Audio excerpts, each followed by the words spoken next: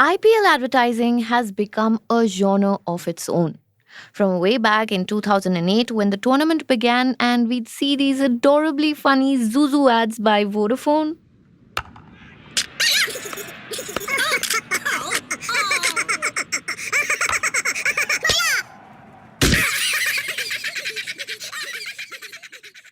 Or like this one by Sony Max that used to stream the tournament on television way before OTT came into the picture. अब सावित्री व्रत रखेगी Symonds के लिए।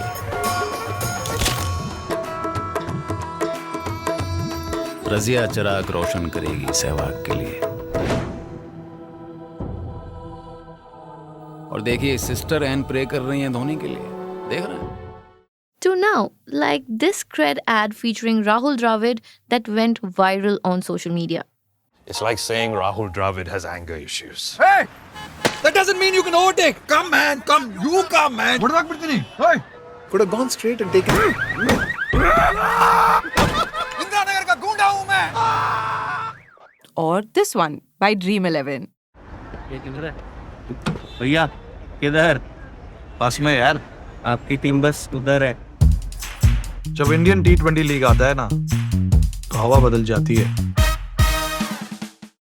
Over the years, ever since IPL began, brands have been spending the big bucks to make ads specifically for the tournament. You've surely seen some of these ads over the years. And while we know that it is not so easy to tell on audio, but here's the thing that we're trying to say. If you pay close attention, you will realize that the nature of these ads have changed ever since OTT came into the IPL picture. Because OTTs offer brands things that TV couldn't. The chance to reach out to a more targeted audience. It's a more personalized experience. Plus, there's more flexibility and the outcomes are also way easier to measure.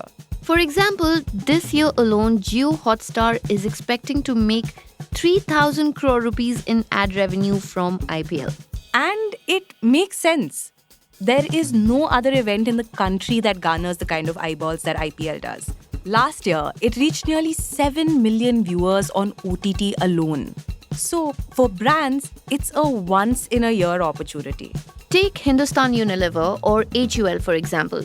The FMCG giant is one of the biggest advertisers in the country and it spends nearly 4,000 crore rupees every year on ads. And out of that, this year, 100 crores at least is just for IPL. It's the same for other brands, both big and small. All of them reserve a pretty big chunk of their annual ad budget just for IPL. So, you understand how BCCI or the Board of Cricket Control of India and all these brands that advertise and the OTT platform, which is JioHotstar right now, all work together for this monster money-making event to be a success. But recently, a fundamental flaw in this well-oiled machinery has caught the attention of both advertisers and JioHotstar.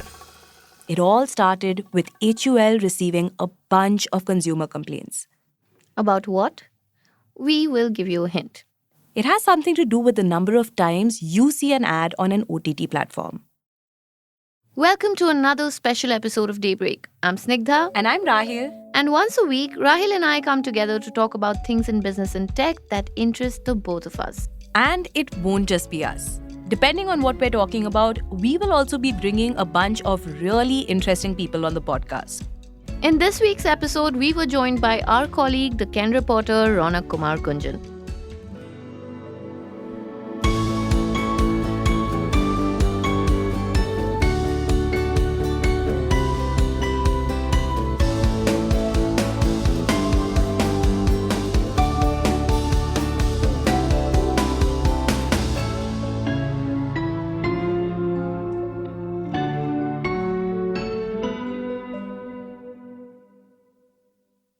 So, Ronak, I know that IPL is like this insane time for advertisers, right? Like just because of the sheer number of impressions that they get, and the kind of viewership that it has. So, I wanted to understand, like, is there some kind of a war that breaks out between brands, before IPL, to buy ad slots? Like, are there like a limited number of ad slots and there are too many brands fighting for space?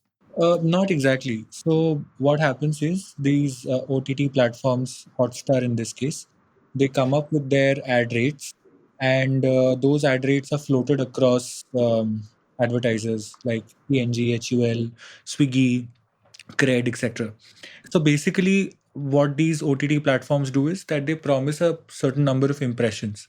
So Hmm. as long as they're hitting those impressions, the companies are absolutely fine with it. So it's not really a war sort of that happens, but yes, Hmm. surely advertisers plan way in advance before IPL, months in advance. As we said a little while earlier, digital platforms fundamentally changed advertising. Back in the day when it was just TV and print ads, things were simpler but also inefficient. These ads were seen by everyone, and advertisers couldn't really choose their audiences. But with digital, there was so much scope for customization. Suddenly, advertisers were able to reach out to specific demographics and to understand who actually ends up watching their ads. And when an event like IPL went digital, advertisers, for obvious reasons, went crazy. Being seen during IPL could change a brand's trajectory. Okay, so Ronak, what kind of money are we talking about here? I mean, how much are these companies, big and small, willing to pay for an ad slot on an OTT platform during IPL? So HUL this year is planning to spend about rupees 100 crores, is what one of the sources told me. For a slightly smaller player, because HUL is one of the largest Indian advertisers out there, so they spending 100 crores is still understandable. But for a startup like, say, Swiggy or say a Cred, anywhere between 30 to 40 crores is spent specifically on trying to advertise their products during IPL. Okay, but how much of their total ad budget actually goes towards this one event, the IPL specifically, if we were looking at it just in percentage terms? It varies from every year. For instance, when Swiggy was very, very active with IPL ads, it was spending at about 20, 25 to 30% of its annual ad budget only for IPL. They don't give out these numbers, so these numbers are source based. And for somebody like Cred, because they went all out with their marketing, with their ads, the kind of people they hired for their ads, etc.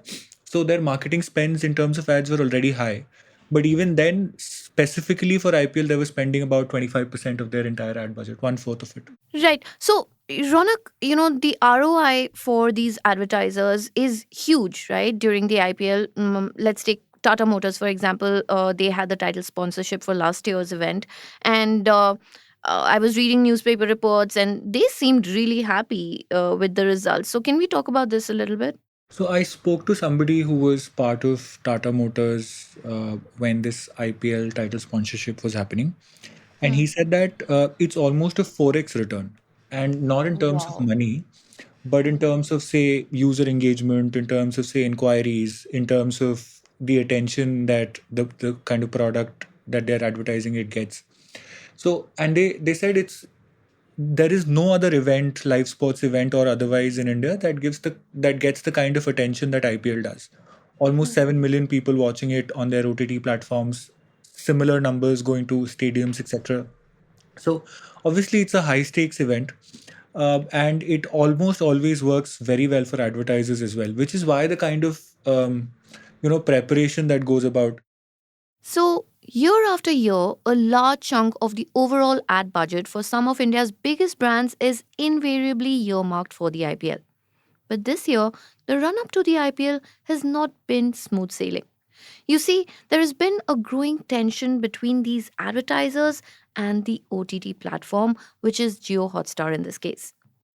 It all began in the corporate office of Hindustan Unilever, one of India's largest FMCG companies. For context, this is the company that owns popular household staples like Surf Excel detergent, Brook Bond Red Label tea, and Lifebuoy soap. Like we mentioned a little while ago, it also happens to be the country's top advertiser across genres. In November 2024, HUL started receiving a barrage of complaints from its customers. Some of the users came up with complaints like they're seeing the same kind of ad over 150, 200 times in a week, which can be annoying for users. And that's when HUL took notice of it and they wanted to find out what's wrong. With the IPL right around the corner, HUL could not afford to ignore these complaints. So, what followed was a series of investigations. And what HUL ended up discovering has opened a real can of worms for not just JioHotstar, but OTT platforms in general. So, what they basically found through their third-party apps, through their ad tech partners, etc., is that frequency, as we said, was being optimized for and not reach. So, a smaller group of users were being shown the same ad multiple number of times in order for the required number of impressions to be hit. And that's when they realized that also one of the reasons why they're not able to reach out to as many people as they wanted to in the first place. We are going to pause right here to give you a quick lowdown on how this works. You can think of it sort of like digital advertising 101. So, every time an advertiser and an OTT platform sign an ad contract, the platform promises a targeted impression count. Basically, an ad impression is nothing but a multiplication of two factors. One is the frequency of it, and the other is reach. Frequency is the number of times an ad is shown to one user, and reach is the number of users that ad is shown to. So basically, frequency multiplied by reach is the number of impressions for that ad. So, for instance, HUL would want a certain ad to have, say, a million impressions. But along with impressions, there is also a time frame to it. That, for instance, there will be 5 days by which the ad should reach a million impressions. Otherwise, there's no point to it, right? It cannot take 6 months for a million impressions. It'll serve no purpose. Now, pretty much every marketer out there believes that the frequency of an ad should not be more than 3 because the incremental value required to show the ad for the fourth, fifth, or sixth time to the same user does not justify the cost involved with it. But what irked advertisers like Hindustan Unilever was that platforms like Hotstar were not following the rule of threes. Instead, they were very often spamming viewers with the same ad. So that's what they found out, that instead of reach, frequency is being optimized for by these OTT platforms. And further into the investigation, they realized that for a lot of these marketers, they don't even know that the problem is frequency, and it is not the fact that impressions are being hit, etc. Because basically, the biggest problem with OTT and web platforms is how they define a user, a unique user. So because these apps and these web platforms do not talk between each other, they assume that the same person who's moving from a web to an app platform are two different unique users. So basically, the same number of ads are being shown again to the user when he's moving from a web platform to, say, an app platform. Right. But Ronak, this seems like a very technical issue, right? So, is it fair to blame the OTT platform entirely for it, or like whose responsibility is it ultimately? It is the responsibility of the OTT platform. But the problem is that, for instance, TV ads took about 20-25 years to be where they are. OTT for now hasn't got that kind of a time to mature. It really took off post the pandemic, and then there was IPL, there were advertisers, there was so much money involved. So almost everybody that I spoke to for the story, who were from the advertisers side, they did have an empathetic side for the OTTs. They said I mean, it's not that what they've been doing is absolutely amazing. They should be very, very careful about it. But we should be giving them some more time before we, sort of hold them completely responsible for it. Right, but that kind of begs a pretty fundamental question, right? Why not just fix it? So, if platforms are currently optimizing for frequency over reach, why not just change your tech stack to be able to do the opposite, right? Why is that so hard for OTT platforms? So the biggest problem is that when an OTT platform promises a certain reach, say they promise a reach of a million a day, that's a very variable metric, right? And which cannot be controlled by the OTT platform. No OTT platform can absolutely, with complete conviction, predict that there will be 1 million users on my platform tomorrow.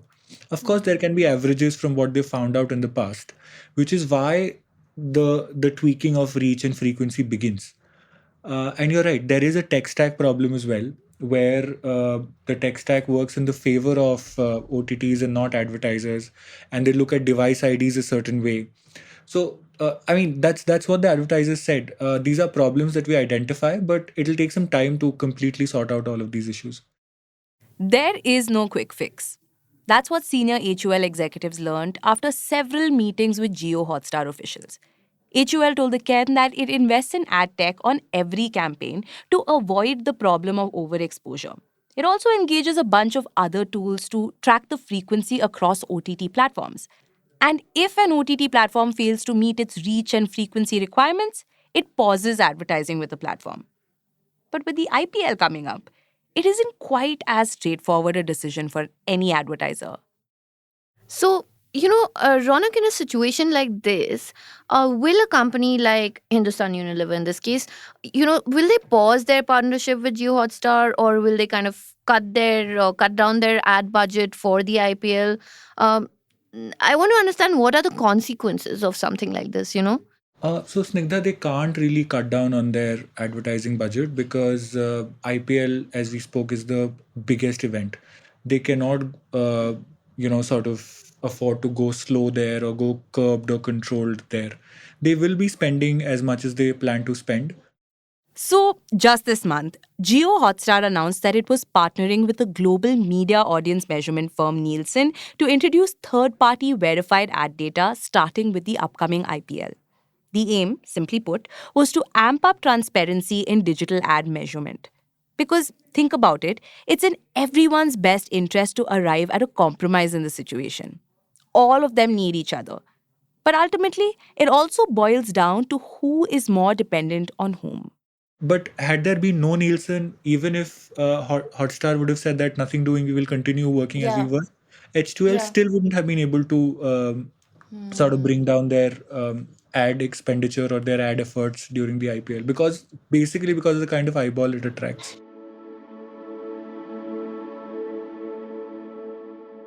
Daybreak is produced from the newsroom of the Ken, India's first subscriber focused business news platform.